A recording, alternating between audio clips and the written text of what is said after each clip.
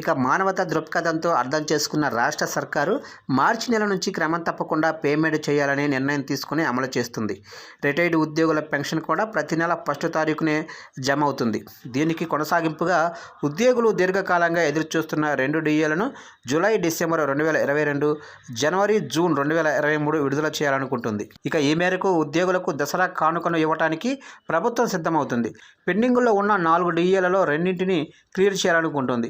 November 1వ తారీఖున అందుకోబోయే October జీతంతోనే ఈ 2 డిఏల అమౌంట్ను కూడా కలిపి ఇవ్వాలనే చర్చలు సెక్రటేరియట్లో జరుగుతున్నాయి.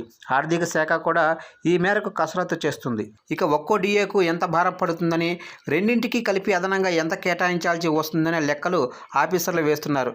ఇక గత ప్రభుత్వంలో 2022 జూలై నుంచి డిఏలు పెండింగుల్లో పడ్డాయి. 5వ డిఏ కూడా రాబోతున్నందున ఇక ఎలాంటి ఆలస్యం చేయకుండా ప్రస్తుతం ప్రభుత్వానికి ఉన్న ఆర్థిక వనరుల లభ్యత మేరకు కనీసంగా 2ంటిని విడుదల చేయాలనే దిశగా ఆలోచనలు జరుగుతున్నాయి. ఇక సీఎం, డిప్యూటీ సీఎం చర్చించుకుని నిర్ణయం తీసుకున్నారని తెలుస్తుంది. ఇక రాష్ట్రంలోని లక్షలాది కుటుంబాలు ఉత్సాహంగా జరుపుకునే దసరా పండుగ కానుకగా ఈ ప్రకటన చేయాలని భావిస్తుంది.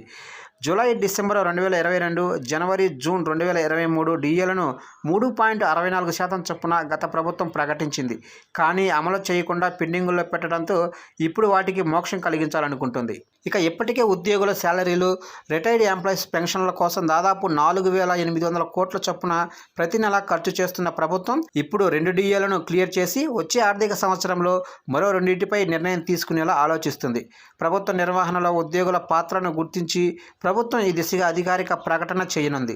రైతులకు 2 లక్షల రుణమాఫీని 8,000 కోట్ల మేర ఒకే నెల వ్యవధిలో సంపూర్ణంగా అమలు చేసిన ప్రభుత్వానికి ఉద్యోగులకు 2 డిఏలను ఇవ్వడంలో కష్టమేమీ కాదన్న సందేశాన్ని ఉద్యోగులకు ఇవ్వాలనుకుంటుంది.